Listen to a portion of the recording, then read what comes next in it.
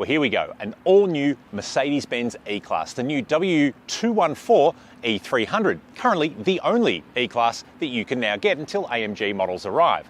Now, the E-Class is arguably one of Mercedes' most established, mature, and I hear you thinking it, kind of older, a bit more sedate models. But I tell you what, even though the new E may look a little bit middle-aged, it's got some pretty snazzy youth hiding under the skin. So I've gone for a slightly more casual approach to bring my youth back. We're going to have a better look at this car and I'll show you where it's bringing its youth back.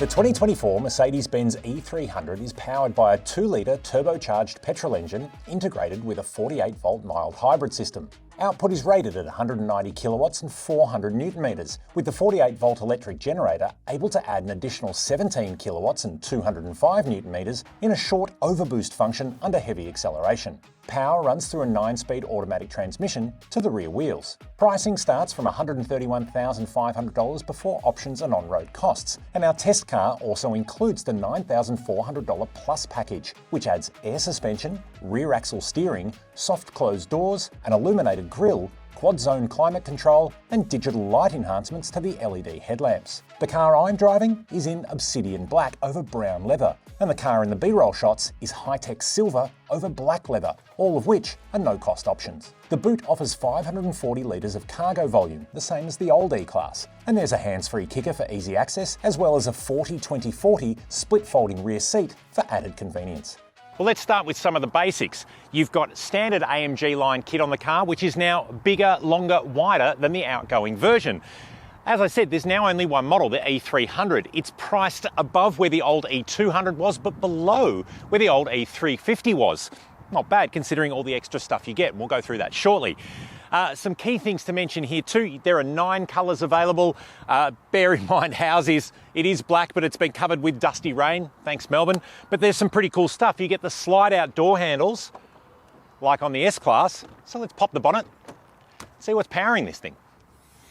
Well, gone are the days where an E300 meant it had a 3-litre 6-cylinder. This is a 2-litre turbocharged 4-cylinder engine with a 48-volt mild hybrid system, as we're seeing on a lot of Mercedes-Benz models.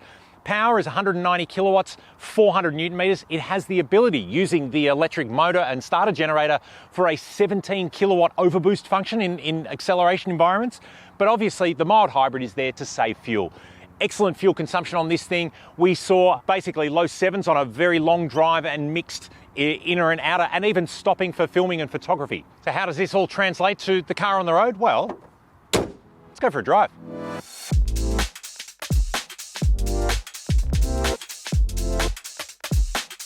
Well, here we go, an all-new Mercedes-Benz E-Class. And if you remember, it would have been back in 2016 when I went to Portugal to introduce the new 213 E-Class. And at the time, the amount of safety technology and new assistance technology that was launched on that car made it, again, a bit of a world beater and a platform where Mercedes, for the last 30 years, have used E-Class. If you think, the company's had their sort of mid to large size sedan for decades and decades now, but I think it was probably exactly 30 years ago when the W124 went from a 300E to an E300, and we started that E-Class name journey. But what we've seen over the years is Mercedes-Benz will use the S-Class as a platform to showcase their G-Whiz and ultimate luxury technology, but they use E-Class as a format where here is the most amazing thing that we can do that can actually help you and work with you.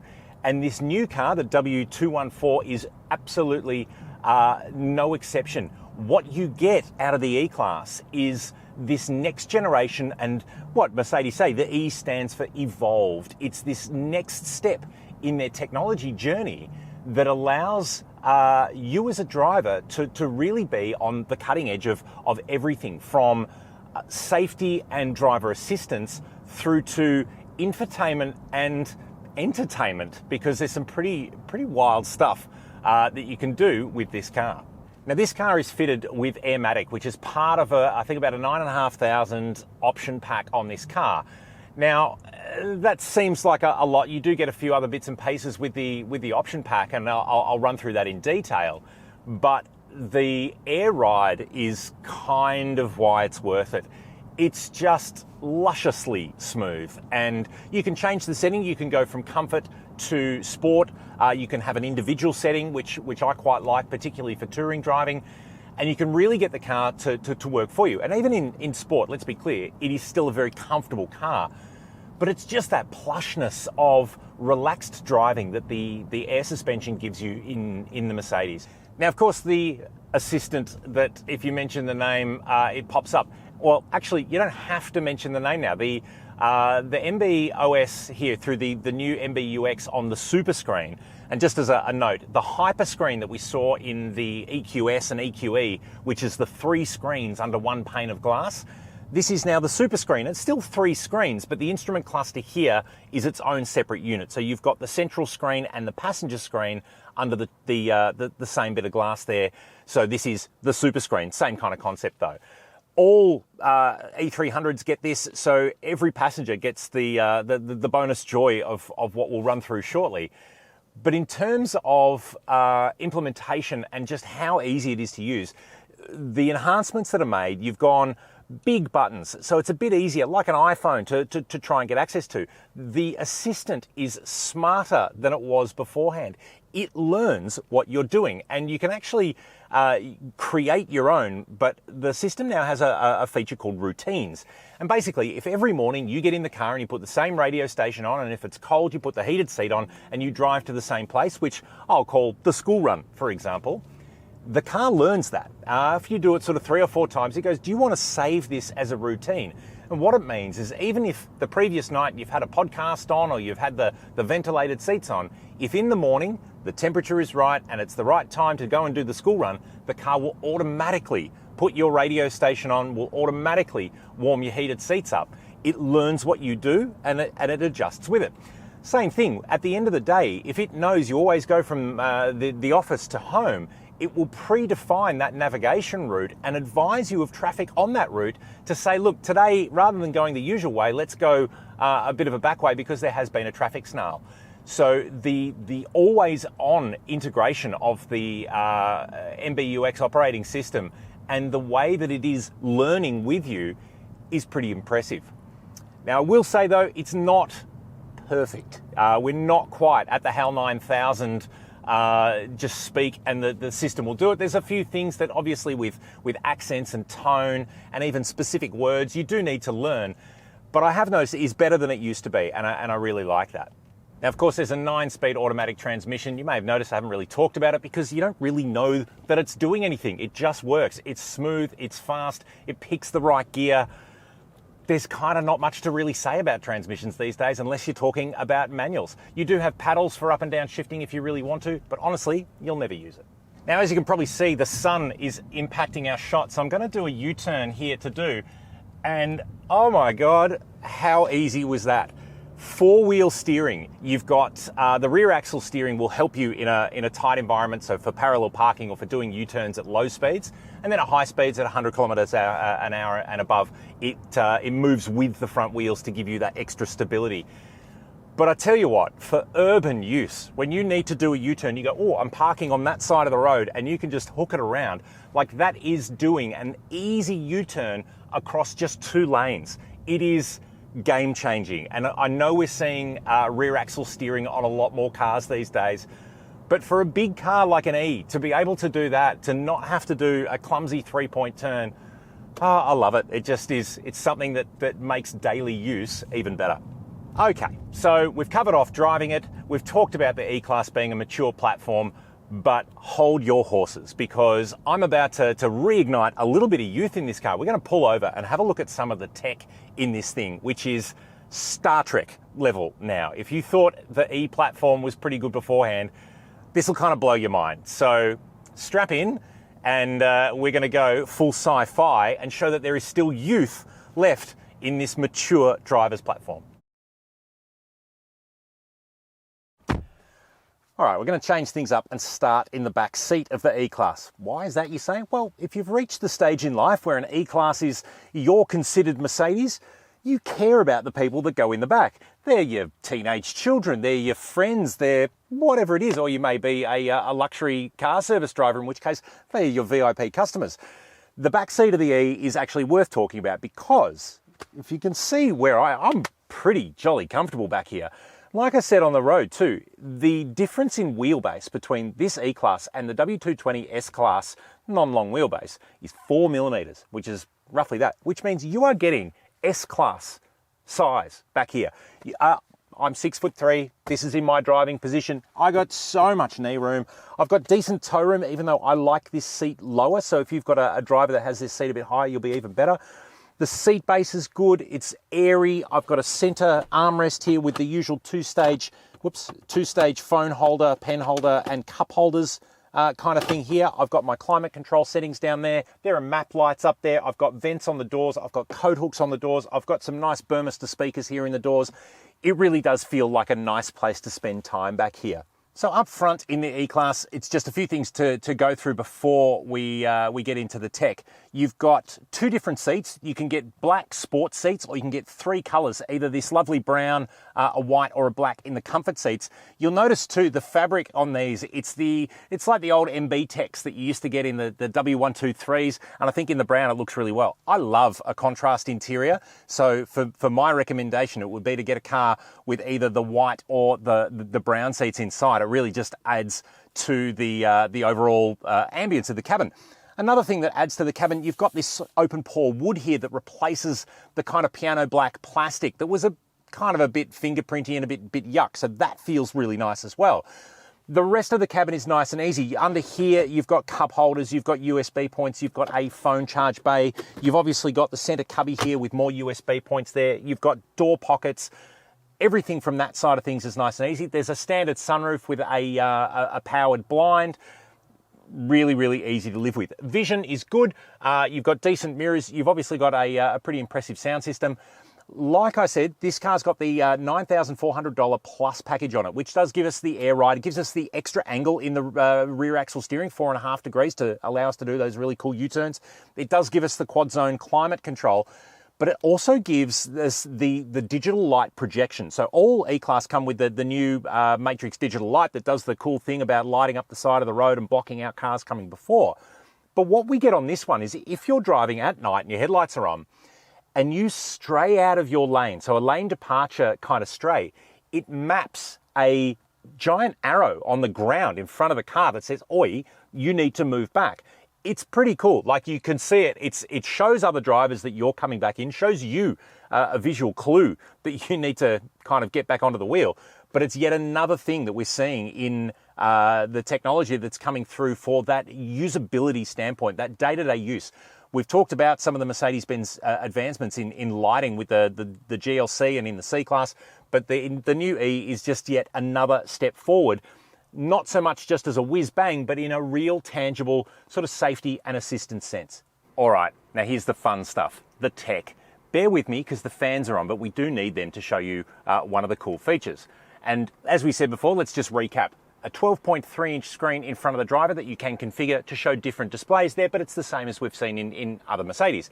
14.4-inch screen here in the center, and another 12.3-inch screen there in front of the passenger. And like I said, because this screen and this screen are both under the same pane of glass, but this one is separate, it's not the hyper screen, it's the super screen. Nice work, marketing. We'll get onto that one shortly, but I'll just show you a couple of cool things here. Obviously, it looks familiar if you've driven a recent C-Class or GLC or anything like that. The MB UX operating system is quite nice. What you've got here now, though, is a new version that's got buttons for the menus, are really big and juicy. They're probably not as, as slickly designed, but for driving and tapping them on the go, it's so much easier to see what it is that you're trying to get, and you can scroll through like you used to. So from a usability standpoint, it's pretty cool. Let me show you some of the fun stuff that we've got. We'll start it off with some easy things.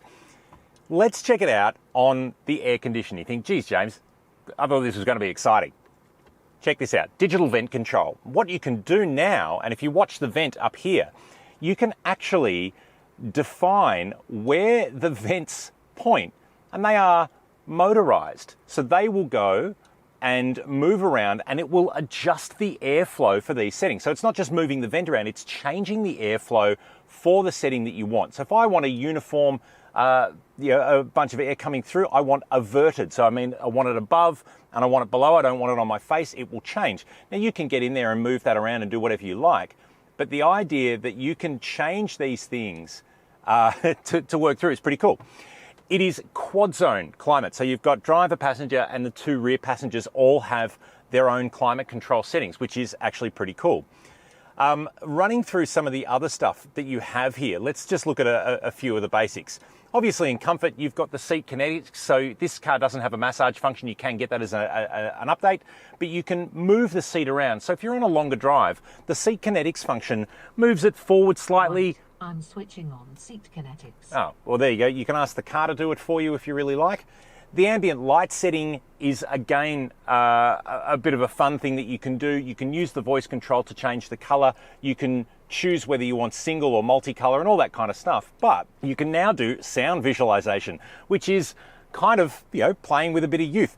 If you turn that on, the lights pulse to the music that you're listening to, and you can change it depending on what your music input stream is, which is kind of fun. So if you've got some pretty heavy DJ beats, and you can maybe even see it flashing ever so slightly here because the radio is on, it's just the volume's down, it's blinking along with it. A little bit kitschy, but pretty fun. Other things that we've got here, you can obviously go through and see how the car's performing. And again, like I said, this one's got air suspension. So as you're driving, you can see where you're going. You can raise and lower the air suspension. So we can go up, and if you go to sport mode, we can go down. Or if you're in comfort at high speed, it automatically sits down on the suspension for better aerodynamics and better road holding. So you can see what's happening there. Obviously, you've got your cool readout displays to see how much of those 190 kilowatts you're using. But that's all a bit boring. Let's get into some of the fun stuff. We're on the apps here. You can see that I can choose online music, but you can connect your mobile phone hotspot to the car, and it can use your data on your phone to serve up Amazon Music or Apple Music or Spotify direct from your phone. You can also run those apps on your phone and run it through the Bluetooth or the Apple CarPlay, but it's just a way to do it. Because I'll show you this. At the moment, this is set into my profile on this screen, but as a passenger, they now have the opportunity to control what they do. They can see the navigation and they can change things. They can change the music. They can run apps. They can even play games. Now, there is some other stuff coming too. You'll notice this camera sitting here in the middle of the dash. Mercedes call that a selfie cam. But yeah, look, this camera here, it's not currently active, and Mercedes-Benz are working on the compliance for Australia. So once that happens, it will go through an over-the-air update. So if you buy an E-Class, as soon as that is able to work, it will automatically come to the car. What that means is part of the app, you can run if you're going for a long drive and somebody contacts you through a Zoom or a Google meeting video conferencing, you can actually be on video while you drive, thanks to the selfie cam. Now, it gets even better. In some other markets, and I don't know whether this will come to Australia because, again, it's a compliance issue, the passenger can watch videos while you're driving along. And the camera can detect, as the driver, if you're looking out the front, and it will play them a video. But if you go to look across and watch that video, it turns off. So there's some pretty impressive eye tracking and face tracking that's working with this to not only give the passenger a little bit more of a cushy place to be on a longer trip, but it uses that as a benefit for you. But for the fun one, let me show you this 4D sound. Now, I've got that set on 10 at the moment, and obviously it's a little hard to show you, but if you've got music running through the car, there are vibration sort of subwoofers, if you will, built into the seats. So you get thumping to the music as a little bit of extra kind of enjoyment. For great music, it's really fun, and it really sort of makes you feel like you're really engaging. For talkback, where you've got voices moving and you get the weird kind of non-rhythmic pulsing, it almost made me a little bit seasick, to be honest, so it was a bit weird. But speaking of that too, there's even another function where the camera can look at the passenger and it can see if they're shifting around in the seat or they don't seem comfortable. It will adjust the passenger's environment with different airflow, a different seat movement to help them not get car sick on a longer journey. So this whole idea that the car is evolving with you as a driver and a passenger about your routines and your journeys and your thing, it's a pretty amazing use of technology, and it's amazing to see it come onto E rather than S. So if tech is still your doorway to youth, and you don't mind a bit of a Miami disco kind of flashing neon nightclub with some cool bass that's pumping you in the kidneys as you go, the new E-Class is definitely worth checking out. It is pretty cool for these reasons alone.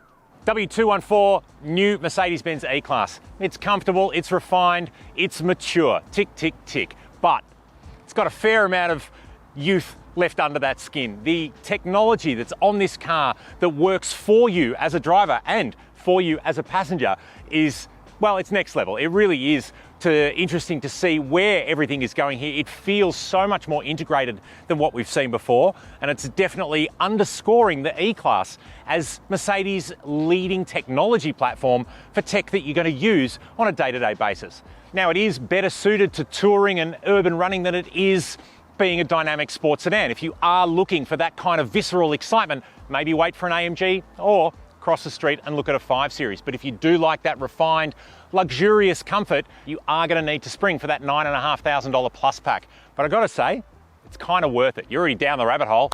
Why not commit? Now, if you're looking at this and saying it's time for me to buy an E-Class, whether it's a brand new one or a demo or even a slightly used one, we have thousands of quality new, used and demonstrator cars available in the Drive Cars for Sale marketplace. Now, is there any questions you have about the new E-Class? Is it enough power?